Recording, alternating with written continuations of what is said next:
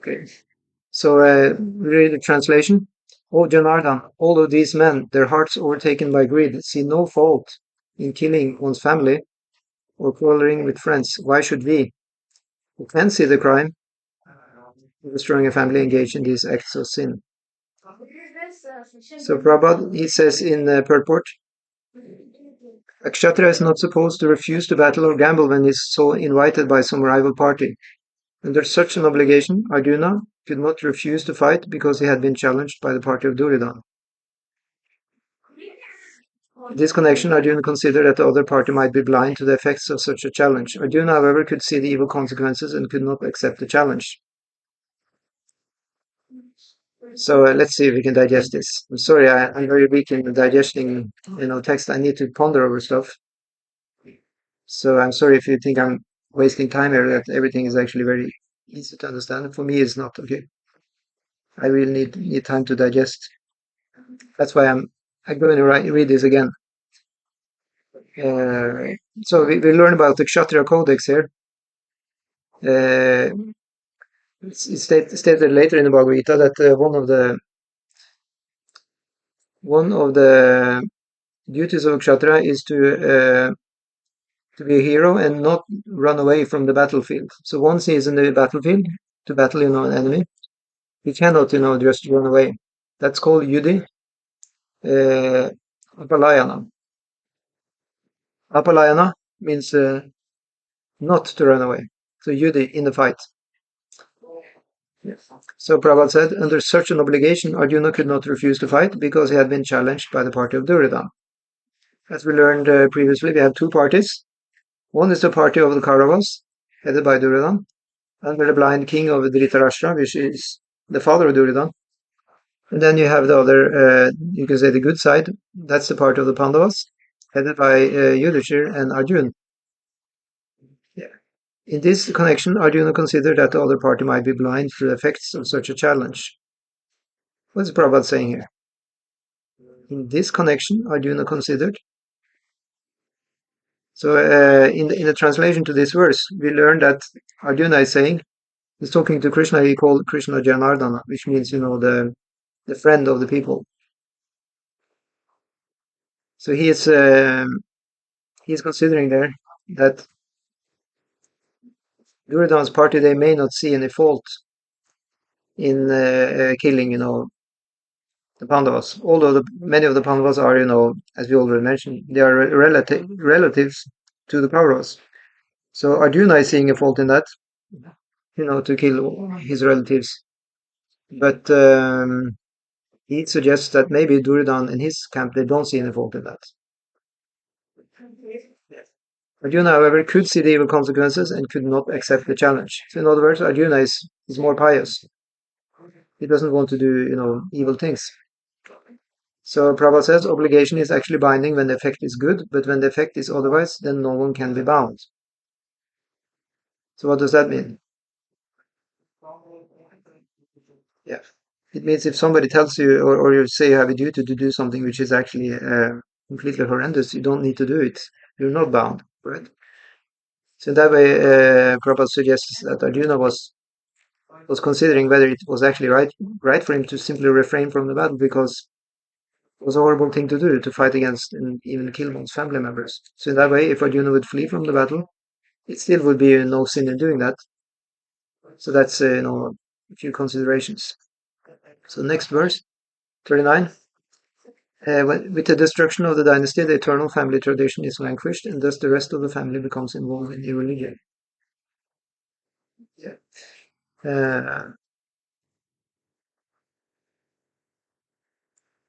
So that's called Kula Kshaya, destruction of family. Yeah. And then we get a result which is called Adharma. Yeah. So Dharma is, piety kept in the family. Yeah. Sorry, I'm doing it here. It's not a place to be. So Prabhupada says in the purport, in the system of the monarchical institution, there are many principles of religious traditions to help members of the family grow properly and attain spiritual values. The elder members are responsible for such purifying processes in the family, beginning from birth to death, But on the death of the elder members, such family traditions of purification may stop. Remaining younger family members may develop irreligious habits and thereby lose their chance for spiritual salvation. Yeah.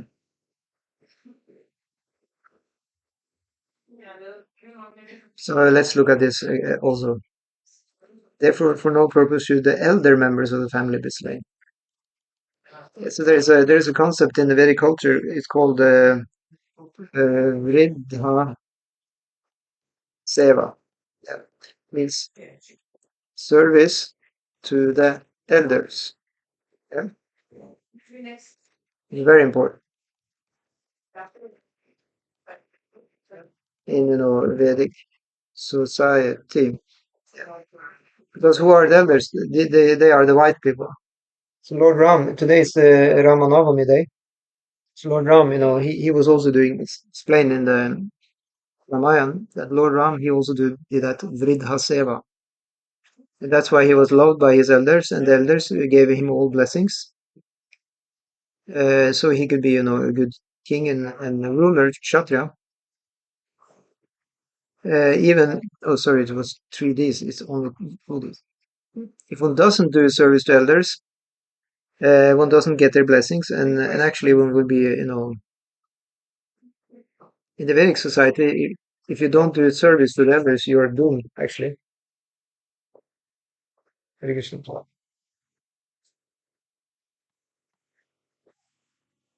Yeah. Alright.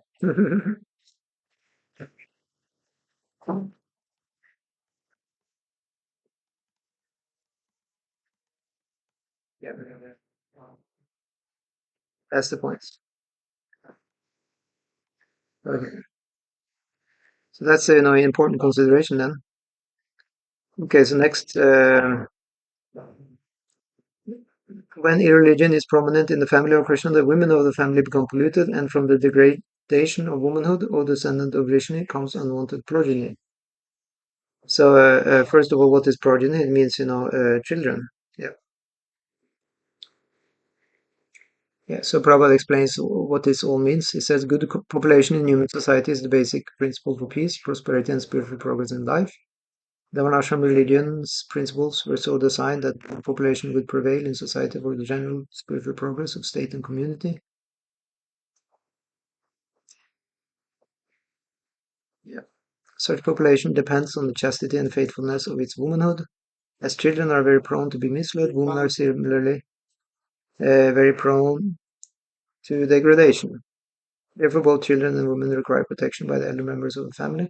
By being engaged in various religious practices, women will not be misled into adultery. So what is adultery? I also can't really remember what it means. I will look it up actually.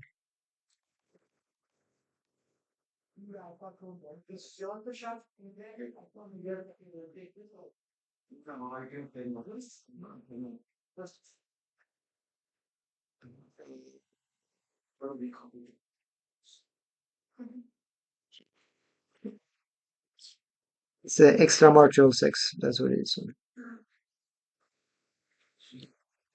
Yeah.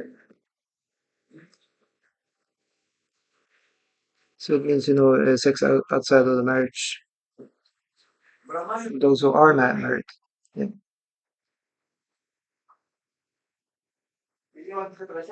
Okay. So, according to Chamat Pandit, women are generally not very intelligent, therefore not trustworthy. So the different family traditions of religious activities should always engage them. Thus, their chastity and devotion will give birth to a good population eligible for participating in the monashram system. On the failure of such monashram dharma, naturally women become free to act in mix with men, and thus adultery is indulging at the risk of unwanted population. Irresponsible men also provoke adultery in society, and thus unwanted children flood the human race at the risk of war and pestilence.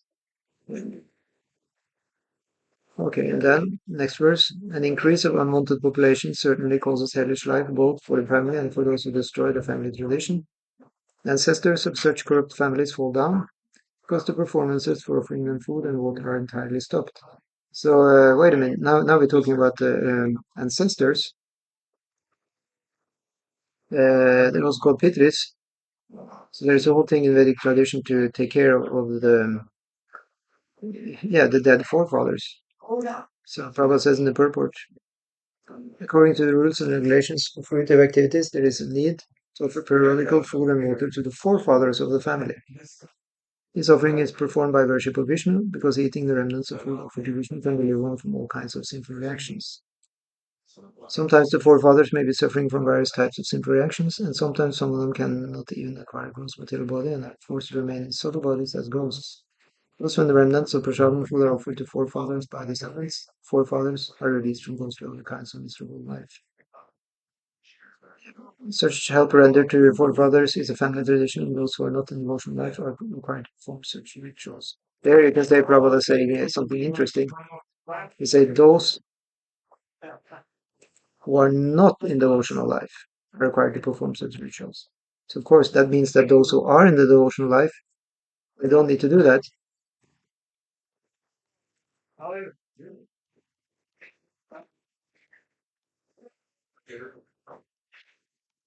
Those who are in devotional life are not required to do what is called the Shraddha rituals.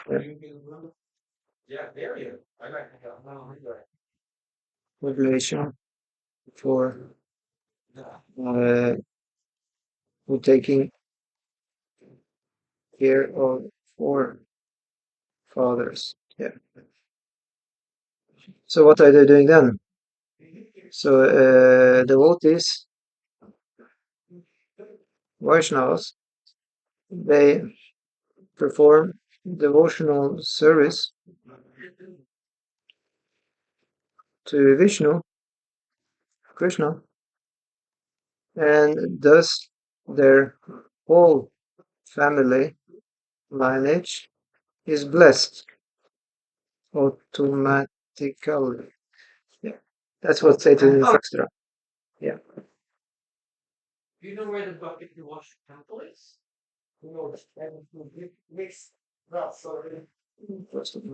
Mm.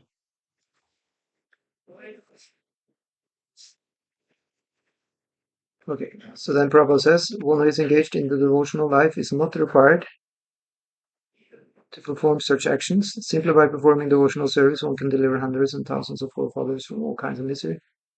Hare Krishna. It is stated in the Bhagavatam, Devarshibu taptanrinam pitrinam hakinkarunayam rini charayan sarvatmanaya sharanam sharanyam katu mukundam pariritya kartam. Anyone who has taken shelter of the lotus feet of Mukunda, the giver of liberation, giving up all kinds of obligations, and has taken to the path in all seriousness, owes neither duties nor obligations to demigods, sages, general living entities, family members, humankind, or devoted forefathers. Yeah, it is. It is stated in the Shastra. And other also, you have the story, for example, of Prahlad Maharaj. His father was an out and out demon. So I write that example also. Prahlad's father, the demon, Hiranyakashipu. Yeah, Prahlada's father, the demon Hiranyakashipu. Uh, after Hiranyakashipu was killed. Yeah, after Hiranyakashipu was killed, uh, Nrisimhadev, you know, half man, half lion incarnation of the Lord, who killed him, he assured that he would be liberated, that Hiranyakashipu would be liberated because Prahlada, because of Prahlada's devotional status. Yeah. So what is he promising there? He's saying that not only will your father be liberated, it's one verse in Bhagavatam that says that, Not only your father will be liberated, but also, 7 generations before and after will also be liberated because you are the devotee of the Lord. So that's why Vaishnavas, Hare Krishna, they don't need to do anything else than just being devotees. Of course, to be a devotee is not just, it's hard work, but it's in a different way. Some other bhakti yoga is making up for any kind of other duty, as we learn in this verse also from Bhagavatam. We have, obligations to devas, to demigods, to rishis, to living entities in general, bhuta, apta, relatives, nirina, to humankind also, pitris, to the forefathers. Na kinkaranayim, we're not their servants, also not a rini, also not a debtor. If we are sarvatmanaya sharanam sharanam, if we surrender our full soul to the shelter of all shelters, yeah, then all these duties has been done already. Pariritya kartam. All the karyas or duties have already been done. Yeah. Such obligations are automatically fulfilled by performance of devotional service to the Supreme Personality of Godhead. Arjuna doesn't stop, however. He continues here. By the evil deeds of those who destroy the family tradition and thus give rise to unwanted children, all kinds of community projects and family welfare activities are devastated. So it may look that Arjuna is going really into situation, in the material world. Yeah. And why shouldn't he? He's a kshatriya. You remember, kshatras, they are those who are supposed to make sure that society is functioning properly. It's not a renunciate. Okay, renunciates, they may sometimes be quite otherworldly. They just, absorbed in Krishna Lila. And, pretty much happily unaware of what's going on in the world, all the terrible things. Simply happy, in their own little, you can say, bhakti bubble. But for kshatriya, you know, this is not his reality, okay? Kshatriya's reality has to be what's going on here in the world, in the society. He needs to be really on top of that situation because that's his duty. He needs to be sure that righteousness is prevailing. If anybody does, wrong stuff, he's the one to make sure that they are punished and, taken care of, so they don't bother people. Yeah. But he protects people from being hurt. He's the hero in the most proper way possible. So that's why he really cares about all these things. It's not, it's very proper for Arjuna to discuss all these things. So Prabhupada says in the purport, community projects for the 4 orders of human society combined with family welfare activities, as they are set forth by the institution of Sanatana Dharma or Varnashram Dharma, are designed to enable the human being to attain his ultimate salvation. Yeah, so you have the ashramas, starting with Brahmacharya ashram, then you have Grihastha ashram, then you have Vanaprastha and Sannyas. So let us note that only one of these ashramas are for, you can say, material prosperity, that is Grihastha ashram. The 3 others are for directly for, renounced life in the spiritual prosperity. So the Grihastha ashram is supposed to not only make sure that you have a material prosperity, but also to support the renounced orders. So that's why, moksha is the end, result. It's supposed to be an end result of Varnashram Dharma. Yeah. So the idea is that, actually we don't belong here in the material world. We're just here on rented time, right? So part of human life should also be to actually find out how to become liberated from repeated birth and death in the material world. That's what is called here ultimate salvation.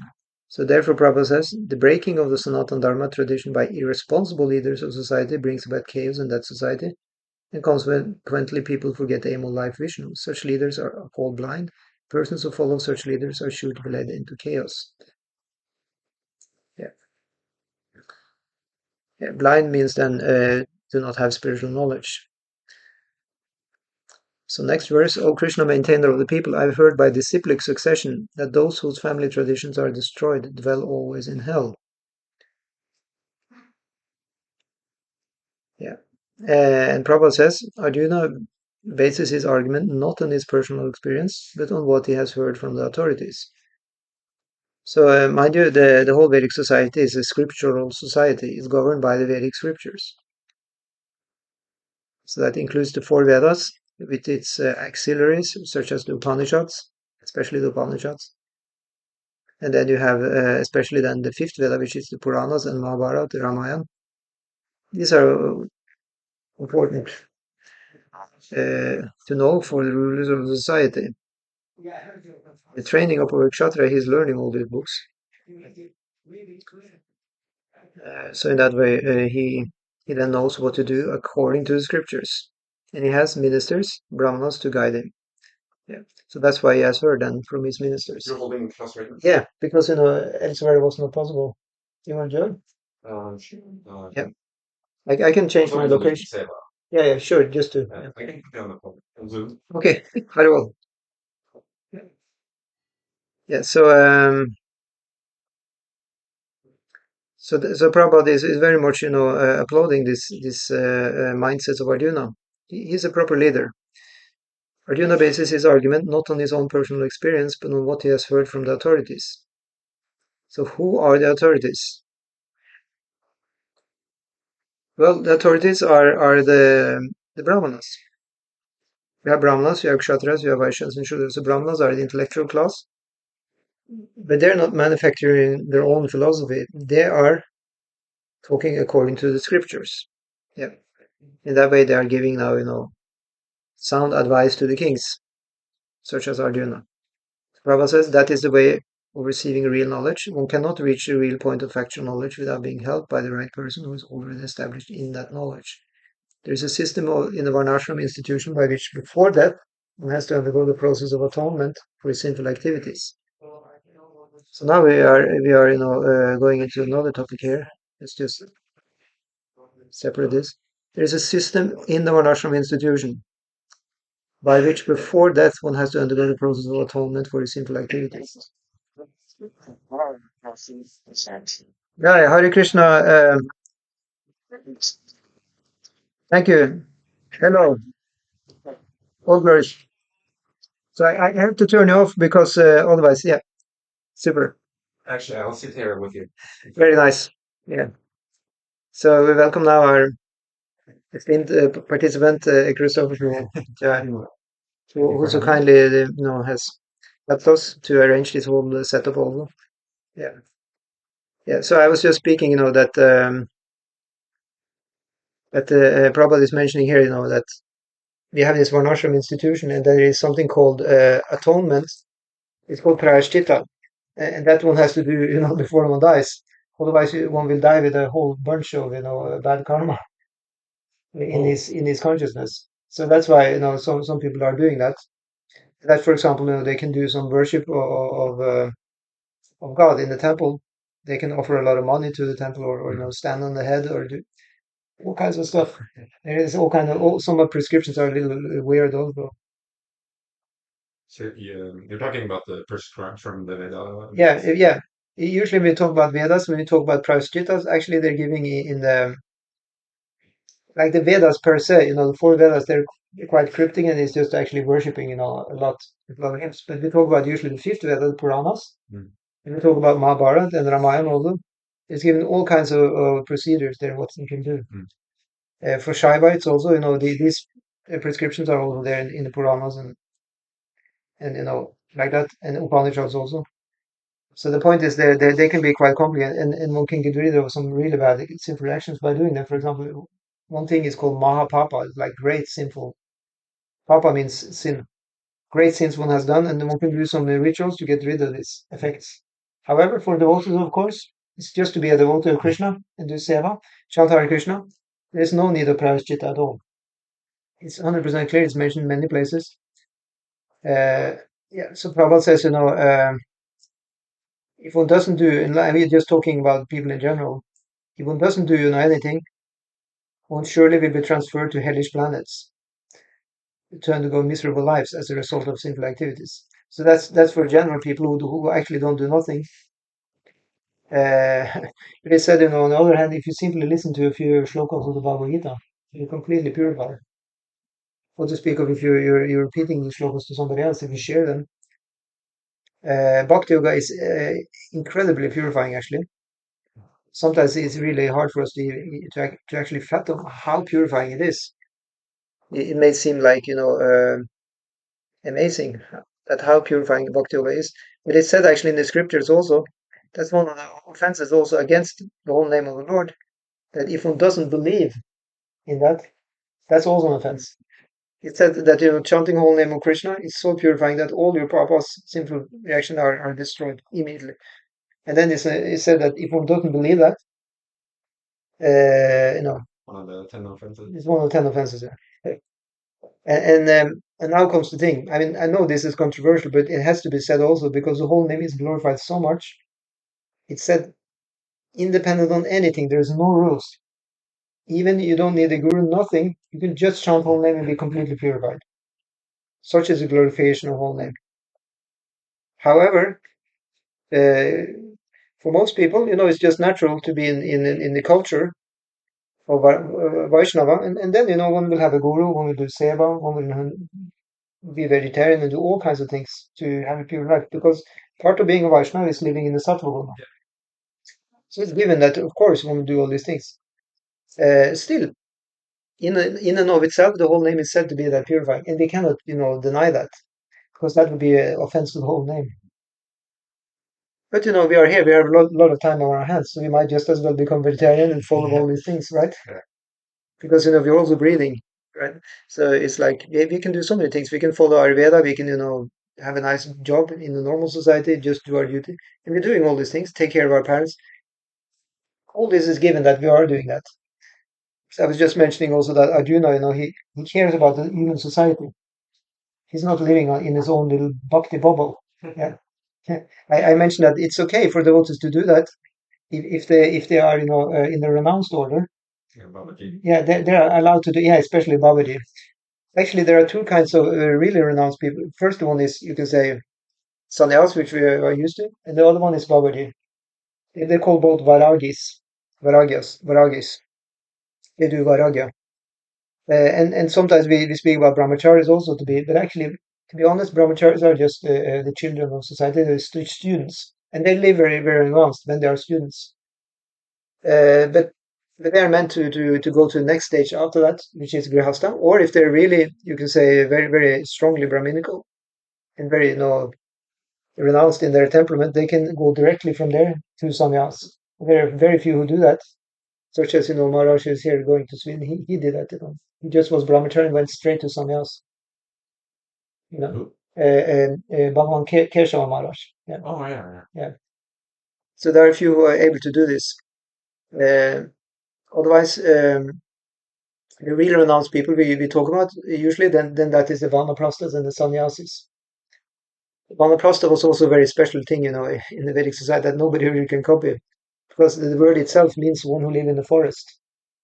And it says panchals urdvan vanam rajat. After you're 50, you should pack up, leave your job, off with all the nice costume and just wear, actually just wear tree bark. Go to the forest. Yeah. So still I haven't seen, anybody wearing actually tree bark. But I heard from somebody that this tree bark, there is some specific trees in India which are very fit. You can just make a hole, and put your hands in, and then you can go with the tree bark. Yeah. Did you see anybody when you were in India last time wearing tree bark? No. But I've heard that there are a few vanaprasthins, like in the real sense of the term, in India. And one is not even allowed to cook. We should eat just roots. One can't even use fire. So it's like incredibly, insanely austere. It's more austere than the sannyas even. So it's like, no, you're not supposed to do that in the Kali Yuga, actually. In Kali Yuga said there is only really one ashram, and that's the Grihastha ashram, which really working. Of course, you can do the others, but like, the main thing that actually working is the Grihastha ashram. And for Bhakti Yoga, one is not dependent on the Varnashram at all, because Bhakti is independent of everything. But still we are following this because it's Krishna's culture. Mm. He has created this culture, so that's why we follow it. Yeah. So in that way, the reason I'm mentioning it is because actually Krishna, he will say, just drop everything. He says, Sarva Dharma Parityaya. Arjuna is now going through a whole Varnashram system and say, hey, well, what about this argument, this one, this one, this one? And Krishna is just bhakti. Yeah. So that's why actually it's true. Everything said and done, at the end, it's only back to the bhakti that really counts. Mm. But now comes the thing. And then Arjuna said, okay, I gave up all this thing, Varnashram, all this, I'm just surrendering to you. And then, you know what Krishna says? Take up your bow and arrow, fight, as a kshatriya. So then you're back again in the Varnashram. So the idea is that we shouldn't be attached. We should only be attached to Krishna. When we've shown, that we are ready to give it up, we're not attached to that. And then,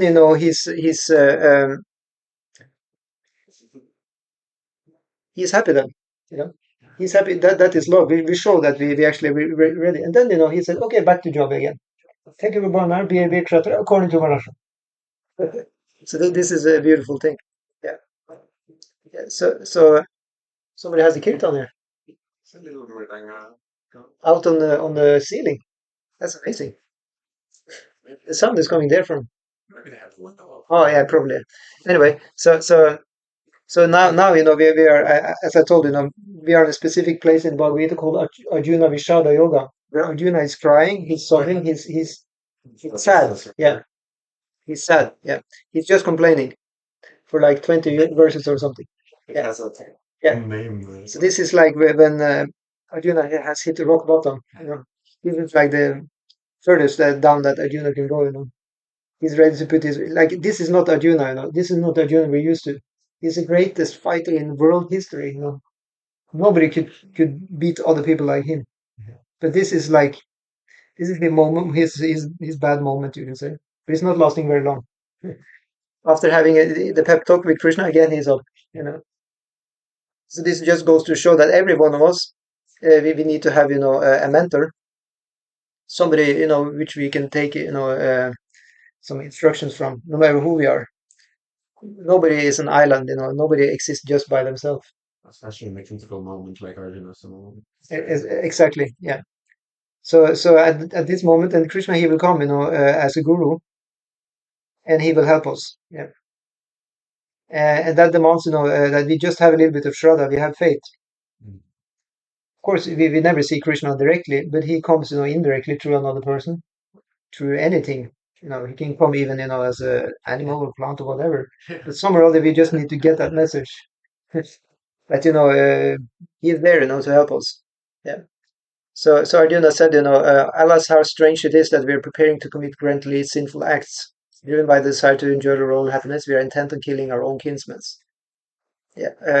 So I'll just keep on reading. We said that in this Bhagavad Gita, we will not read every purport. It will take too long time. We only have 6 months left. So and maybe even considering the sin. yeah, Arjuna is correct because he hasn't properly surrendered unto Krishna yet. yeah, it's true. So his mind is still reeling. He says mana brahmativa me. My mind is brahmativa. Is Brahma means like revolving. It doesn't stop. Hare Krishna, bro. It's just keep on. Sometimes we are entering this loop of the mind. The mind is just thinking again and again on the same thing. Yeah. It can go on for a long time. We can't get rid of the thoughts. What about this? What about this? What about this? You're just in a loop. So Arjuna is in such a loop now. So it says, better for me if the sons of Dhritarashtra, weapons in hand, were to kill me unarmed and unresisting on the battle. He feels like it better I die. Yeah. So Prabhupada says, it is the custom according to Kshatriya fighting principles that an unarmed and unwilling foe should not be attacked. Arjuna, however, decided that even if attacked by the enemy in such an awkward position, he would not fight. He did not consider how much the other party was bent upon fighting. All these symptoms are due to soft-heartedness resulting from his being a great devotee of the Lord. So now, Prabhupada is giving Arjuna, props that he's actually, showing very soft-heartedness. So it's actually great. Before Prabhupada said, this is due to material attachments. This is, but so this also shows that we should always see things from two sides. We shouldn't be completely judgmental that it's only black or only white. There's always, the other side to the story. Mm. If we are very fixed on just seeing it from one side, then we are actually partially blind. You know, if we see just with one eye and the other eye is blind, Really? isn't it? Because everything has two sides, especially in the material world, because nothing happens without a cause. There is like a story behind anything that happens, and especially when you put the law of karma into the picture, it becomes even more complicated. So sometimes we're not actually required to judge anything. We are just required to just move on. Sometimes, especially when it comes to what other people are doing. We may not require to make a judgment about other people's situation. Of course, of our own situation, we may are required sometimes. Yeah. Next verse, Sanjaya said, Arjuna, having thus spoken on the battlefield, cast aside his bow and arrows and sat on the chariot, his mind overwhelmed with grief. Yeah. Prabhupada says that while observing the situation of his enemy, Arjuna stood up on the chariot. So in the beginning, he was standing, okay? But he was so afflicted with lamentation that he sat down again, setting aside his bow and arrows. I think I saw a picture of that. You see actually Arjuna sitting like that, Yes. and his bow and arrows is put on the side. In the Gita, I think It's in the there's a Gita, yeah. picture. Yeah. He's like this, Yeah. Krishna is Yeah. patting on He's him. patting him, yeah. Yeah. Yes. And then, he said that Krishna is actually smiling. Yeah. Well, not But not until not then. not a bad smile, but he's a compassionate smile. Yeah. No, first he's like nothing, not you know, yeah. Yeah. Yeah, it's true. Yeah. He starts with that, yeah. Yeah. So Prabhupada says, such a kind and soft-hearted person in the devotional service of the Lord is fit to receive self-knowledge. So, Prabhupada has said that Arjuna is weak-hearted. He's actually, he should have been, stronger, but still he said this is a very nice, soft-hearted person. So he's giving, both sides to the story. So actually we're finished with the first chapter. I think we should go into the second chapter also. Sorry, I just need to copy paste from the database here because I like best to operate with this notepad here. So let's see, I'll just write here sec. Uh,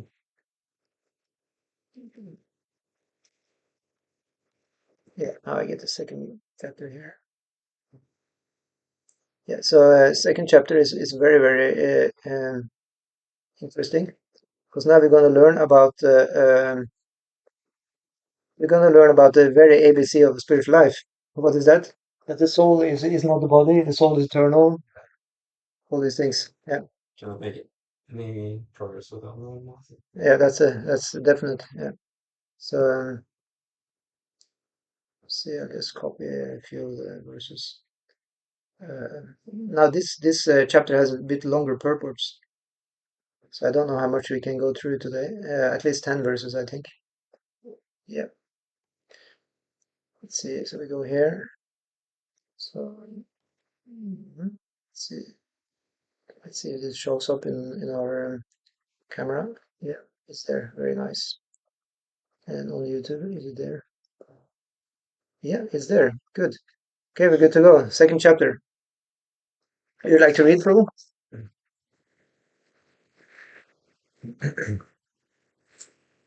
Chapter 2, Contents of the Gita summarized. Next one. It's directly into the translation. Yeah, I could read translation. Yeah, you didn't have the But I verse. could at the same time. Yeah. Okay. Sanjaya said, seeing Arjuna full of compassion, with his mind depressed, his eyes full of tears, Madhusudana, Krishna, spoke the following words. Just read the purport. Yeah, you could do, yeah. Yeah. At least for a while until we find something we need to stop. Yeah. Purport. Material compassion, lamentation, and tears are all signs of ignorance of the real self. Compassion for the eternal soul is self-realization. The word Madhusudana is significant in this verse. Lord Krishna killed the demon Madhu, and now Arjuna wanted Krishna to kill the demon of misunderstanding that had overtaken him in the discharge of his duty. No one knows where compassion should be applied. Compassion for the dress of a drowning man is senseless. A man fallen in the ocean of nescience cannot be saved simply by rescuing his outward dress, the gross material body. One who does not know this and laments for the outward dress is called a Shudra, or one who laments unnecessarily. Arjuna was a Kshatriya, and this conduct was not expected from him. Lord Krishna, however, can dissipate the lamentation of the ignorant man, and for this purpose the Bhagavad Gita was sung by him. This chapter instructs us in self-realization by an analytical study of the material body and the spirit soul. It's explained by the supreme authority, Lord Sri Krishna. This realization is possible when one works without attachment to fruitive results and is situated in the fixed conception of the real self. Okay, yeah. Let's see what can we. Is all of that clear? It's not so complicated, no? Yeah. So this thing to lament for the drowning dress. So there is this example then that somebody is falling out in the ocean or in the lake, and somebody jumping out and then coming up with his trousers, but the person is still there, but I say this trouser. It's a very common thing, actually. There's no my makeup if I fall in the river or something. So I'm more worried about the makeup than actually drowning. Yeah. And you have another one also which gives the same concept, and that is the thing about the what do you call this, when a bird is in the cage. Yeah. That's another famous example. You have the bird in the cage, and the old lady took care of just the cage. She made a golden cage, very nicely decorated and everything, but she forgot to feed the bird inside. Yeah. Yeah. So that way, it's not going nowhere really to just have the outward stuff. Yeah. So let's see, text 2. Then now Krishna is finally speaking again. Let's see. Find numbers here.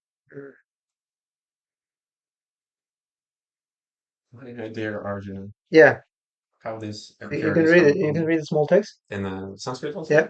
Shri Bhagavan Vacha Kutastha Kaishmalam Idam Vishame Samipastitam Anarya Yushtam Svargyam Akiri Karam Arjuna. Akirti Karam. Akirti Yeah. Karam Arjuna. Akirti means infamous. Oh, yeah. He says you're not becoming famous by this. It leads to infamy. He says. Mm. Does it say Kshudra Hridaya Balyam? He says that there, or is it the next verse? No, here, no, it's the next verse. He says also later that this is weak-heartedness. Yeah. So, my dear Arjuna, how have these impurities come upon you? They are not at all befitting a man who knows the value of life. They lead not to higher planets, but to infamy. You like to read the purport? Sure. Krishna and the Supreme Personality of Godhead are identical. Therefore, Lord Krishna is referred to as Bhagavan throughout the Gita. Bhagavan is the ultimate in the absolute truth. Absolute truth is realized in three phases of understanding, namely Brahman, or the impersonal or all-pervasive spirit, Paramatma, the localized aspect of the Supreme within the heart of all living entities, and Bhagavan, or the Supreme Personality of Godhead, Lord Krishna. In the Srimad Bhagavatam 1-11, this conception of the absolute truth is explained thus. Vadanti tat tattva vidas tattvam yaj jnanam advayam prameti paramatmeti bhagavan iti shabhyate. The absolute truth is realized in three phases of understanding by the knower of the absolute truth, and all of them are identical. Such phases of the absolute truth are expressed as Brahman, Paramatma, and Bhagavan. Okay, let's take a break. Yeah. So this is very important for Vaishnavas. Because other groups like the Advaitavadis, which we call impersonalists, or we sometimes call them Mayavadis, they are satisfied just having Brahman. Yeah, they say Brahma Satyam Jagan Mitya. They say Brahman is everything. Forget about everything else. They say everything else you conceive or think of is just Maya. Everything Brahman, just merge into Brahman, you'll be happy. Yeah, they make a very strong. Oh, we get a message. Hare Krishna, do we have a YouTube link? My audio is very. Yeah, the YouTube link is on YouTube. Yeah. Uh, okay, I'll give you the YouTube link. Give in.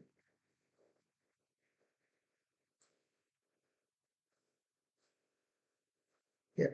So I'll just have to copy paste the YouTube link. Sorry. Um, yeah. So what was I speaking about? Brahman, Paramatma, Bhagavan. Yeah. Yeah. So for Vaishnavas, we cannot stop with Brahman. There will be no bhakti then. That's extremely important that we move on from Brahman to Paramatman and Bhagavan. Otherwise, we have nothing to do here, really. Because everything is Brahman, then, everything's fine. And, who's going to be pleased? We are the same as the one. Everything is same, right? So there is no activity actually. All activities should just cease. So we went into on YouTube. We made three series actually explaining, try to explain the difference between bhakti and this you could say impersonalist philosophy. Uh, the main thing is that they make a huge philosophy which is needed to actually just focus on Brahman. Mm.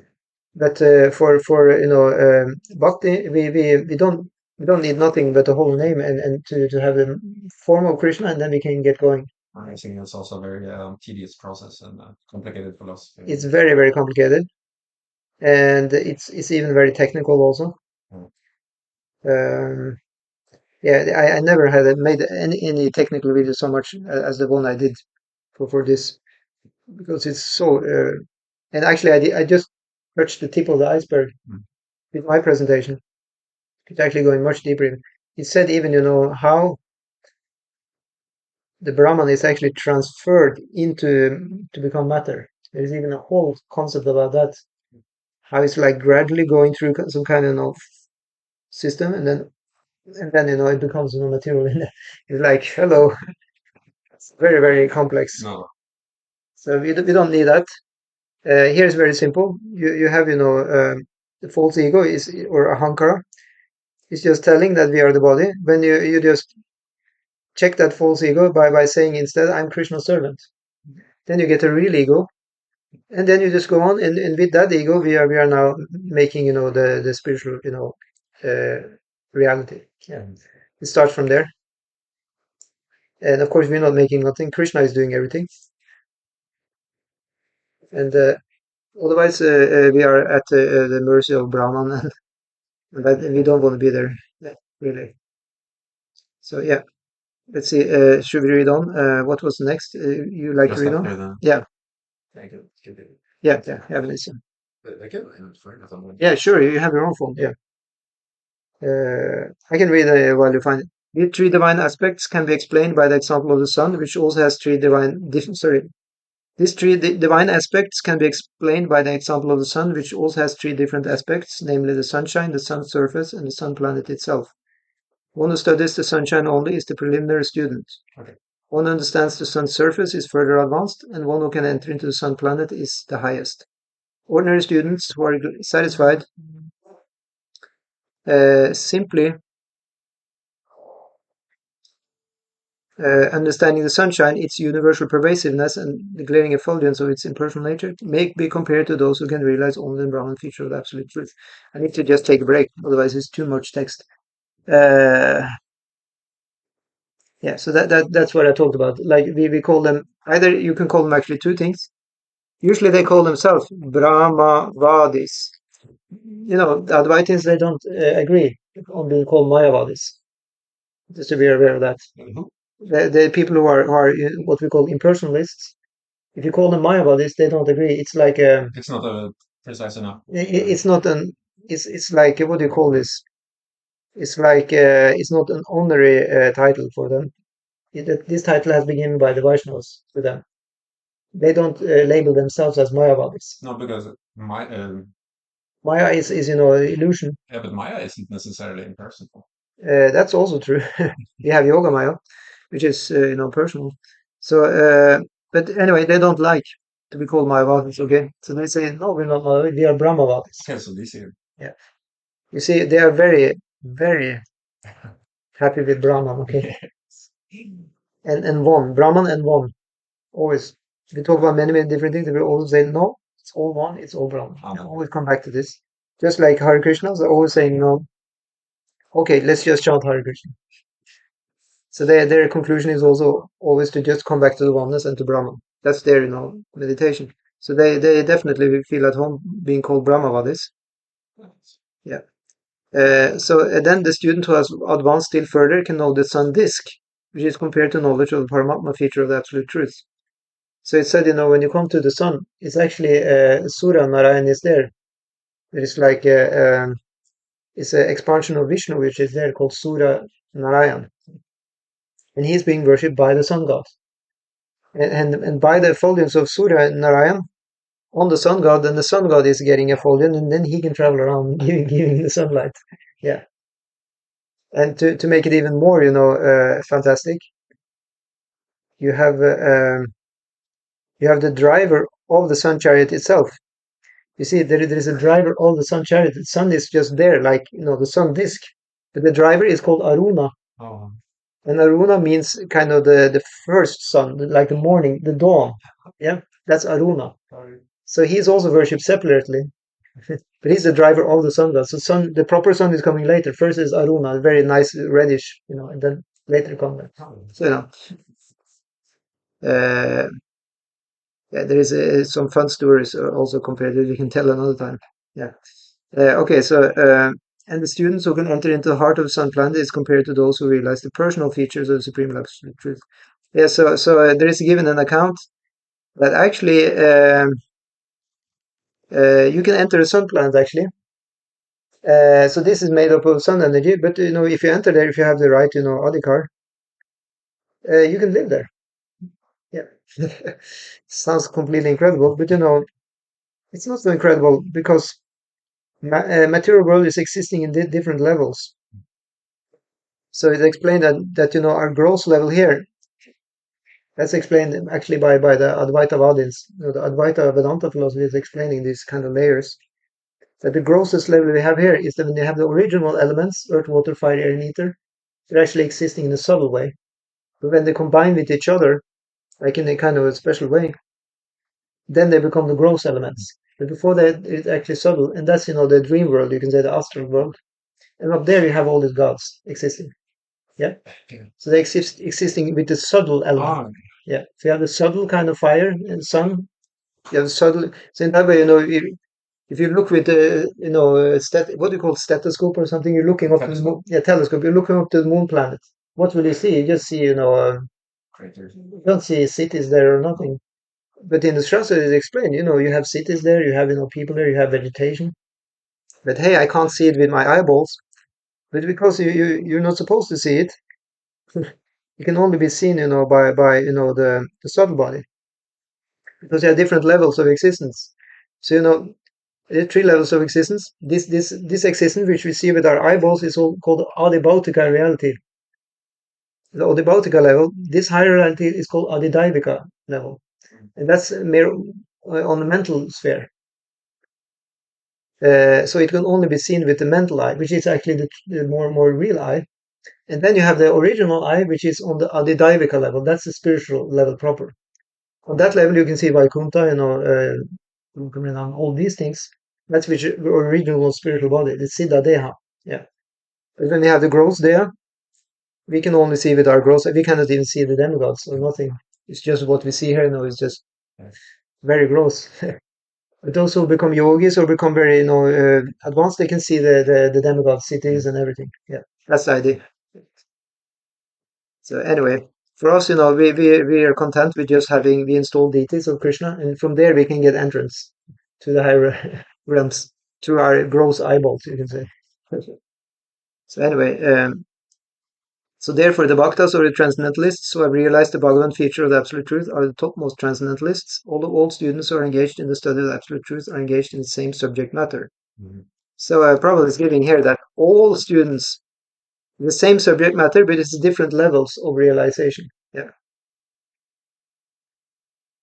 And then Prabhupada says, the sunshine, the sun disk, and the inner affairs of the sun planet cannot be separated from one another, and yet the students of the three different phases are not in the same category. Makes sense, no? If you just study the sunshine, it's like you don't know nothing what's going on in the sun planet. Of course, you're not as advanced. So in the same way, you can say the material energy of the Lord, you can say it comes from his Brahman effulgence, and then we have all the varieties here. It's two ways to describe Brahman. One is Brahman with qualities. What do you call as a saguna? Yeah? You heard about that? Saguna Brahman. Yeah, with qualities. So then this is the Brahman with qualities. You have different. You have a laptop. You have different people, different bodies. You have is Saguna. But then what my one is, or excuse me, the Advaita one, the impersonalists. What they are after is Nirguna Brahman. Yeah, No quality. yeah. So that's Shankara, Advaita, Vadis. Go. Yeah. So it's a great difference. Yeah. Usually the devotees are not getting into the Nirguna Brahman, the Brahman without qualities. It's just homogeneous. I mean, it's just boring. Yeah. Completely in in inconceivable. It's inconceivable. Also, that's what it said. It's inconceivable. You cannot measure it. You cannot do nothing with it. It can't even be expressed. So forget about that. Yeah. The Sanskrit word Bhagavan is explained by the great authority Parashara Muni, the father of Vyasadeva. The Supreme Personality possesses all riches, all strength, all fame, all beauty, all knowledge, and all renunciation is called Bhagavan. Yeah.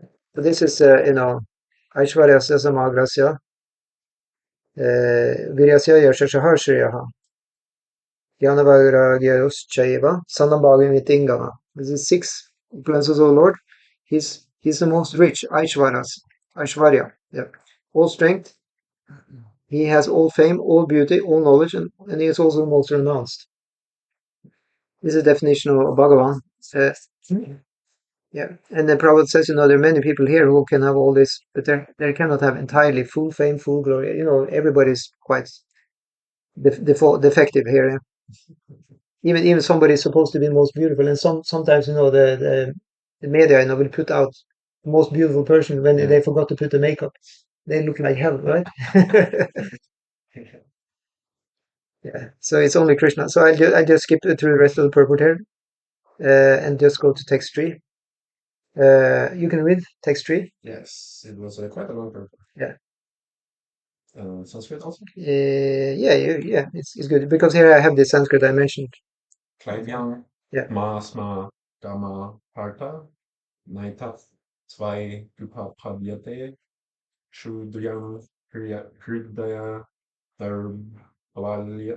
Balyam, Tyaktvo, Tishta, Parantapa. Yeah. So they have this what I mentioned. Shudram Hridaya Dol Balyam. It says give up this weakness of the heart. Yeah. Translation. O son of Krita, do not yield to this degrading impotence. It does not become of you. Give up such petty weakness of heart and arise, O chastiser of the enemy. Yeah. Should I read some in the purport also? Arjuna was addressed as the son of Krita, who happened to be the sister of Krishna's father Vasudeva. Therefore, Arjuna had a blood relationship with Krishna. If the son of a Kshatriya declines to fight, he is a Kshatriya in name only. And if the son of a Brahmana acts impiously, he is a Brahmana in name only. Such Kshatriyas and Brahmanas are unworthy sons of their fathers. Therefore, Krishna did not want Arjuna to become an unworthy son of Kshatriya. Arjuna was the most intimate friend of Krishna, and Krishna was directly guiding him on the chariot. But in spite of all these credits, if Arjuna abandoned the battle, he would be committing an infamous act. Therefore, Krishna said that such an attitude in Arjuna did not fit his personality. Arjuna might argue that he would give up the battle on the grounds of his magnanimous attitude for the most respectable Bhishma and his relatives. But Krishna considered that sort of magnanimity a rare weakness of heart. Such false magnanimity was not approved by any authority. Therefore, such magnanimity or so-called non-violence should be given up by persons like Arjuna under the direct guidance of Krishna. Okay, I think we need to dwell on this word magnanimity. What does it actually mean? Should I look it up? I can look it up here. Yeah. See, magnanimity. Oh, I get a very good answer. The quality of being magnanimous. It just shifts the goalpost. It's like, okay, here I have a good one. Magnanimity is the virtue of being great of mind and heart. It encompasses usually a refusal to be petty, a willingness to face danger, and actions for noble purposes. Yeah. So it's very fitting to a kshatriya then. So yeah. Magnanimity is the virtue of being great of mind and heart. Yeah. A willingness to face danger. So that's very good for Kshatriya. Yeah. Oh, yeah, Uh, so Prabhupada calls when Arjuna, he says, Arjuna might argue that he would give up the battle on the grounds of his magnanimous attitude for the most respectful Bhishma and his relatives. So Bhishma was, the grandfather of Arjuna. So he had some, affection for him. But to give up fighting because of that would be mere weakness of heart. Ridaya Daur Balyam. Bala means strength, and Daur Bala means, not strength. Yeah. yeah. Yeah. Ridaya, the heart, yeah. So, yeah. So, Prabhupada is very clear here. It's not for Kshatriyas.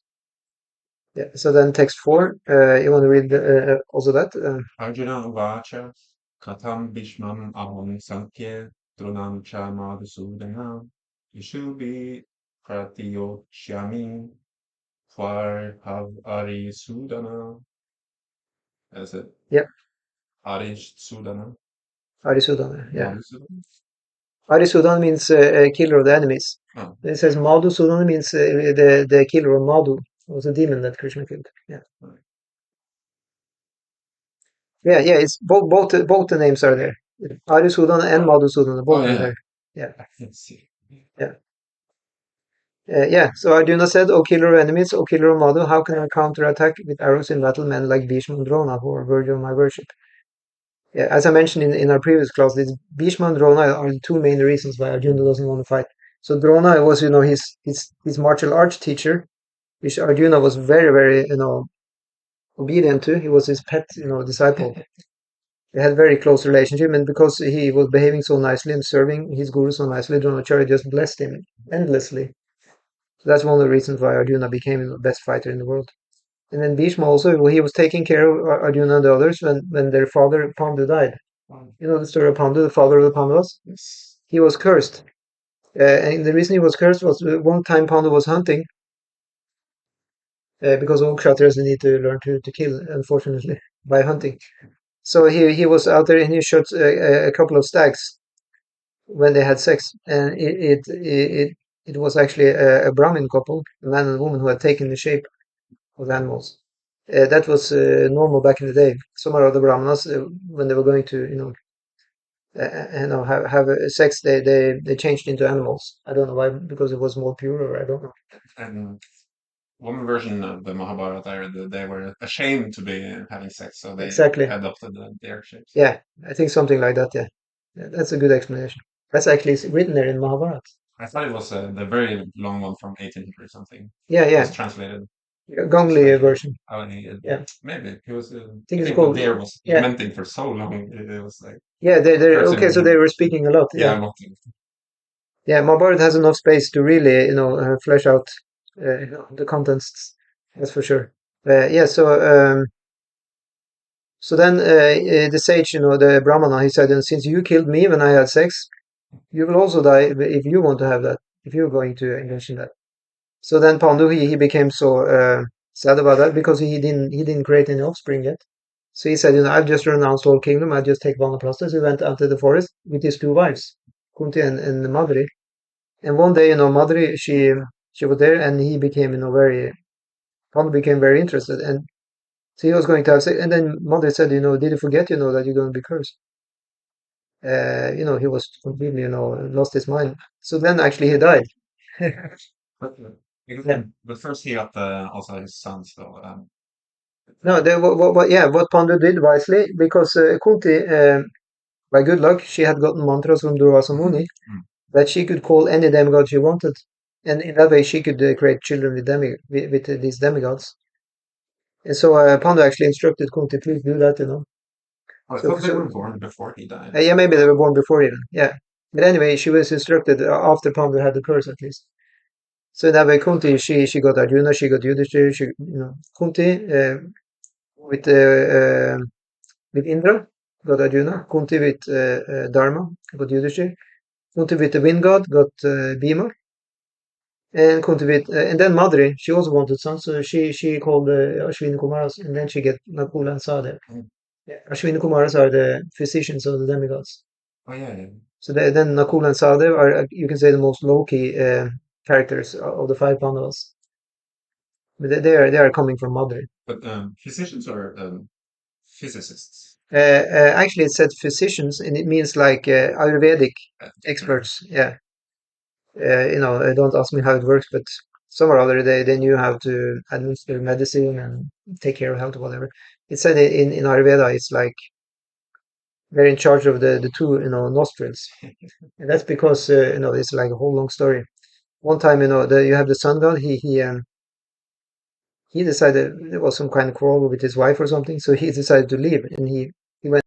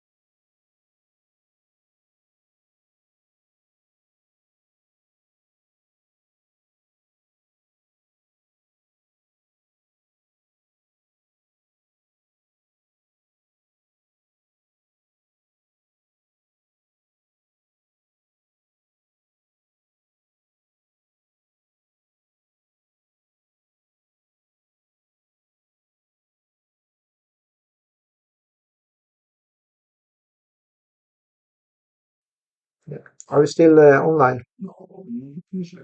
Well, actually, we are. Amazing. Yeah, we're still online. Hare Krishna. Let's see. You can check it, yeah? Yeah. By the grace of his computer. Although it blacked out completely. We probably had a little delay in the stream. Probably it cut out half a minute or something. Yeah. So back to the point. So that is yeah. Where did we read now in the text 4, right? Yeah. We didn't read the purport. You didn't read the purport, yes. You like to read the purport, Prabhu? Yeah, I have it. Yeah, you have it there? Yeah. Respectable superiors like Bhishma and the grandfather and Dronacharya, the teacher, are always worshipable. Even if they attack, they should not be a counterattack. It is general etiquette that superiors are not to be offered even a verbal fight. Even if they are sometimes harsh in the behavior, they should not be harshly treated. And how is it possible for Arjuna to counterattack them? Would Krishna ever attack his own grandfather, Ugrasena, or his teacher, Sandipani Muni? These were some of the arguments offered by Arjuna to Krishna. Yeah, so we didn't read these arguments in the text itself, right? But with Krishna attack his own grandfather. But these are given by Vishwanath Chakravarti Thakur, because Vishwanath Chakravarti Thakur is one of the great commentators. So he's Sarta Darshini Tika on that was his commentary is called on the Bhagavad Gita. He's fleshing out the story of Bhagavad Gita with he adds dialogues between Krishna and Arjuna. Yeah. So if you read his commentary, the Bhagavad Gita is expanding to become twice as big with extra dialogues in between. So that's quite interesting. Yeah. So yeah, let's see. Text 5. It would be better to live in this world by begging than to live at the cost of the lives of great souls who are my teachers. Even though desiring worldly gain, they are superiors. If they are killed, everything we enjoy will be tainted with blood. Yeah. So of course, this is a worldly estimation because it means that I'm viewing this from what's in it for me, like what's the gain for me. If one is a real devotee, one would just think that Krishna is happy. Yeah. And for me, I'm thinking because I will also be struggling with exactly this kind of doubt. What's the kind of enjoyment I can get out of fighting in this way? Yeah. There's nothing to fight for. But it's true. In one sense, we have to think about that from at least from our platform. So it's a very fine thing. If one is very, very, advanced in the spiritual life, because everybody needs enjoyment to do anything. Everybody needs to be inspired and feel happy. But from a very advanced platform, one would be happy actually by Krishna being happy. But if one is not really 100% on that platform, one may do, Mishra Bhakti. That means one is doing something one like oneself, and one offer that to Krishna. It can be like karma yoga. Usually we do karma yoga in our practice. And then, gradually our affection for Krishna can grow. And it happens through the association of devotees. But in Yeah. book distribution, we have our own practices that we prefer. That's the point. We all have, it really is like that. We are working according to our swadharma, according to our psychophysical makeup in the material world. Somebody likes to cook, he will cook. Somebody who likes to study, he will study. Somebody likes to paint for Krishna, he or she will paint. Somebody likes to be kind of leader type, they will be leader type for Krishna. Somebody who likes to just, being in the background, just clean and like that, they will do that for Krishna. But that's all, from our material conditioning, actually. But of course, the more we do it, the more purified we become, and then the more the real soul is coming out also. Usually we're saying also that by the purification, a devotee, the bad side of the devotee will unfortunately also come out. Because it's part of, practicing, then also you can say that the demon is also coming out, actually become very visible. But then, we can really deal with that. It becomes clear what we have to deal with. Yeah. So in that way, that's called anartha. The unwanted things become very clear. In the beginning, we may not know what they are, even. But they start to become quite visible when we try to be pure. Then the impurities become visible. Yeah, when we have a conception of the perfect devotee, and we're trying to be that, and we cannot. Exactly. That will be also. It's said that this is happening in the lives of, you can say, maybe a more new devotee, neophyte devotee. But it's natural also. Definitely. So anyway, so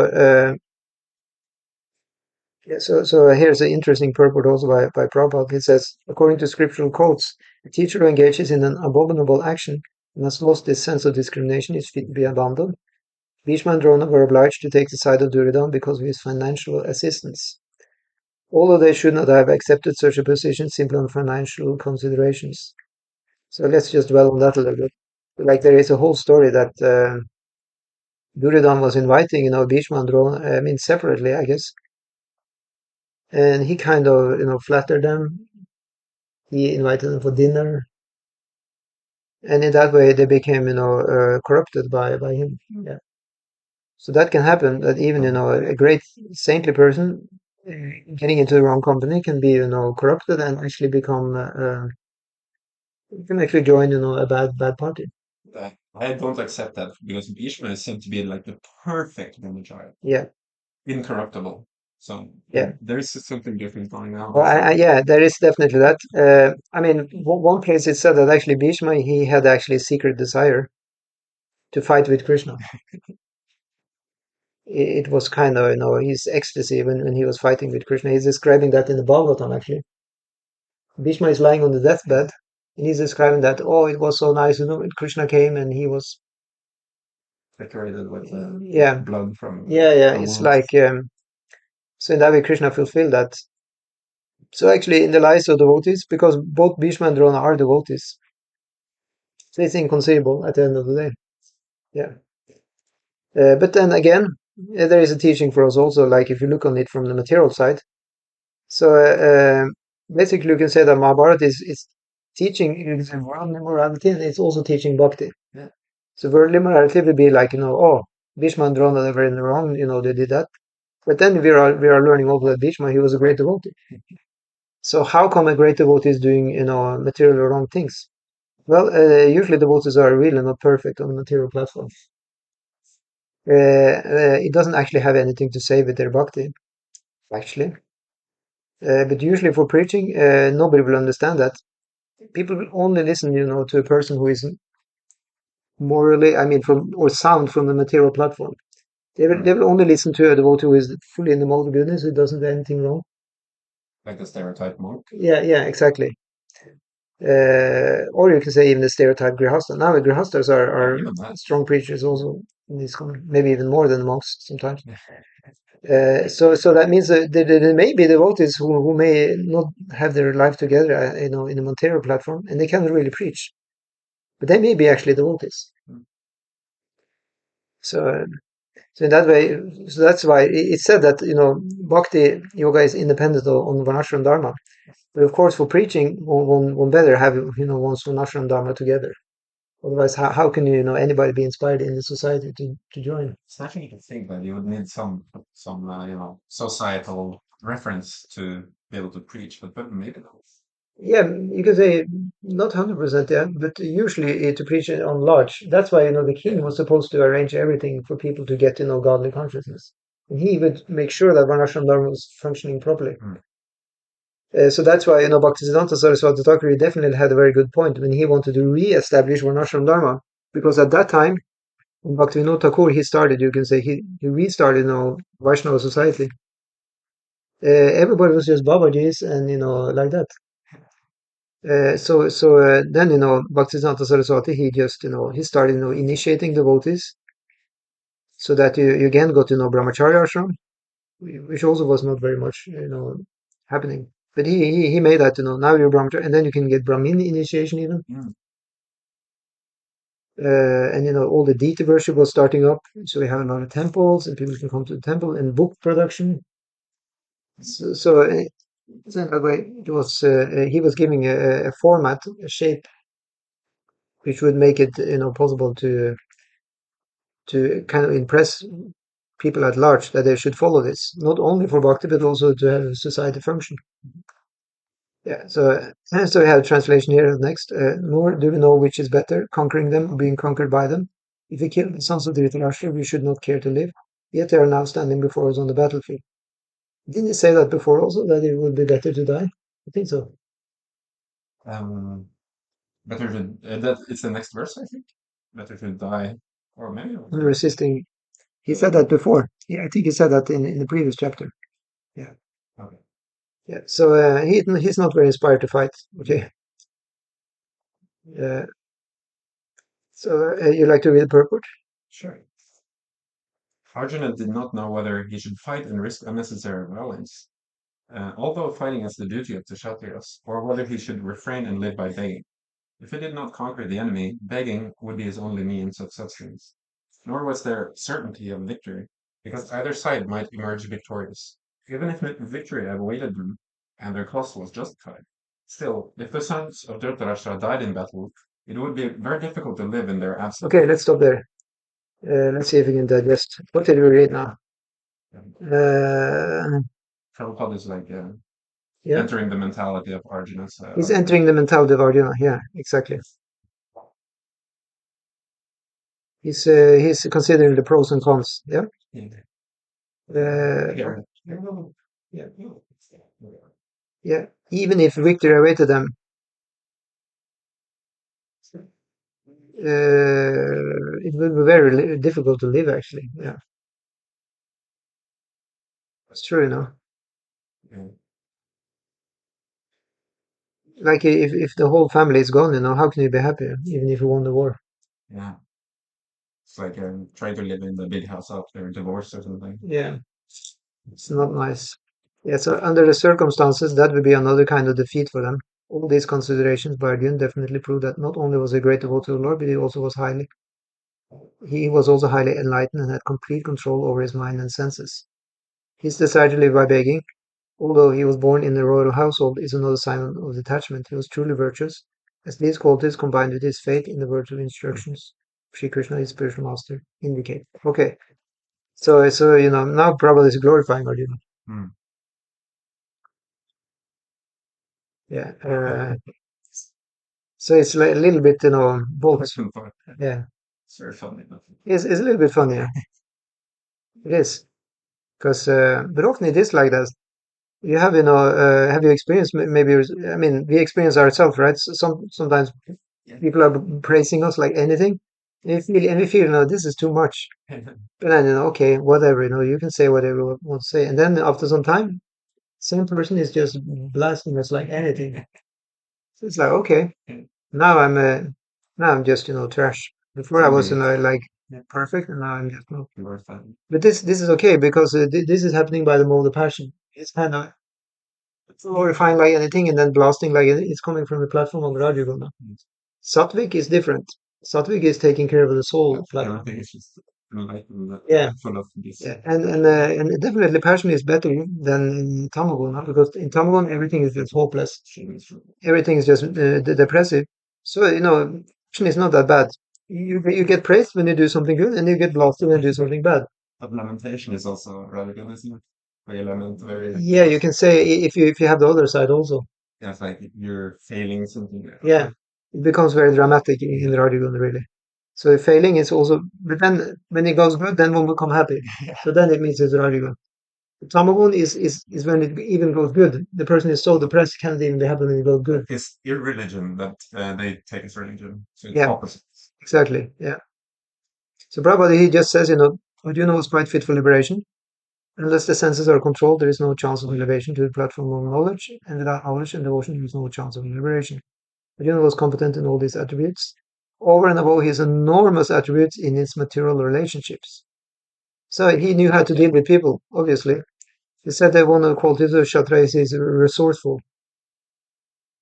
So I think we stop there because now Group is 6. Yeah.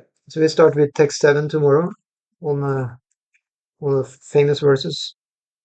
So this is the great moment where Arjuna is saying, "I'm now a disciple." Like two verses more. Okay.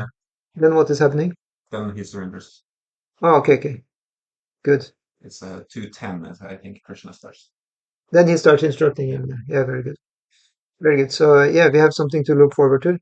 But it will be a long time. It will be on the Friday. It's a Friday? Yeah. So at least we have Bhagavatam in the middle of the week. Yeah. We definitely have something more. We try and stream actually almost every day now.